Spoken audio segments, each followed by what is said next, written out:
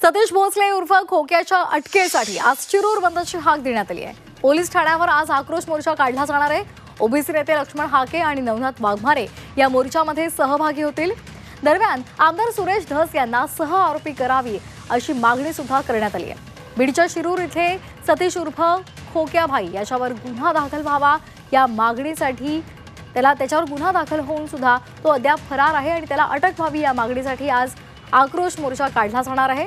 ठाकरे कुटुंबाच्या मारहाणीच्या निषेधार्थ आणि खोक्याला तात्काळ अटक करा या मागणीसाठी आज शिरूर बंदची हाक देण्यात आली आहे। दरम्यान आंदोलकांच्या नेमक्या मागण्या काय आहेत पाहूयात। राजकीय वरदहस्तानं खोक्या आणि त्याच्या सहकार्यांचा वन्यजीवांच्या तस्करीचा व्यवसाय आहे।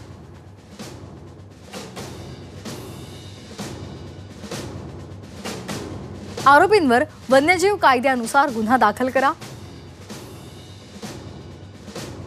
ठाकरे कुटुंबाची पोलिसांनी तक्रार का घेतली नाही याची चौकशी करा। पोलिसांवर कुणी दबाव टाकला याची चौकशी व्हावी। आमदार सुरेश धस यांनाही सह आरोपी करावं अशा या आंदोलकांच्या मागण्या आहेत। तसंच सतीश भोसलेचे आणखी कोणते अवैध धंदे आहेत याचाही शोध घ्यावा अशी ही मागणी करण्यात आली आहे।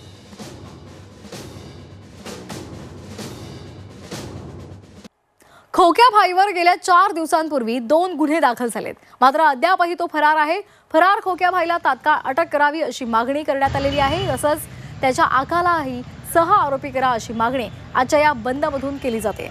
दरम्यान बाजारपेठेतून याचा आढावा घेतला आमचे प्रतिनिधी विकास माने यांनी। पाहूयात। अटक करण्याच्या मागणीसाठी आज शिरूर बंदची हाक देण्यात आलेली आहे आणि याच अनुषंगाने पोलीस ठाण्यावरती देखील मोर्चा काढला जाणार आहे। सगळं समाज बांधव जे आहेत त्या या ठिकाणी आलेले आहेत। थोडक्यात सांगा काय नेमकी मागणी करताय तुम्ही या ठिकाणी? जो खोक्या आहे त्याला लवकरात लवकर अटक झाली पाहिजे। त्याचे रक्ताच्या नमुन्याची टेस्ट झाली पाहिजे। त्याच्या घरातील प्रत्येक व्यक्तीच्या रक्ताच्या नमुन्याची टेस्ट झाली पाहिजे, कारण त्याने आतापर्यंत 200 हरण मारले, तर 50 मोर मारले, साळ नावाचा प्राणी असतो तो मारले, ससे मारले। त्यामुळे त्याच्या घरातील प्रत्येकाची टेस्ट झाली पाहिजे आणि त्याच्या आका आहे त्याच्या आकाच्या घरातील माणसाच्या रक्ताची सुद्धा टेस्ट झाली पाहिजे। त्याचं मटण हे पार्सल जात होतं।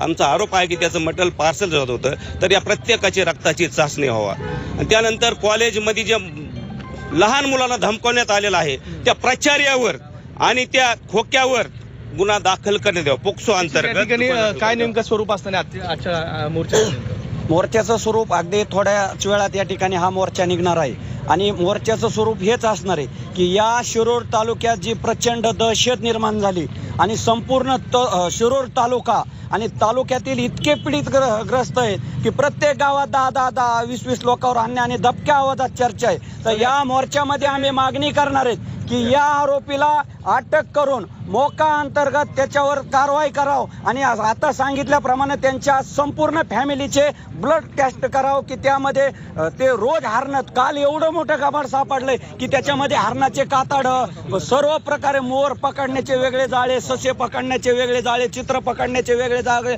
सायाळ पकडण्याचे, तरी प्रशासन काहीच का करत नाही। या ठिकाणी खोक्या भाईच्या विरोधामध्ये सर्व ग्रामस्थ जे आहेत ते रस्त्यावरती उतरलेले आहेत आणि शिरूर बंदची हाक जी आहे ती आज देण्यात आलेली आहे।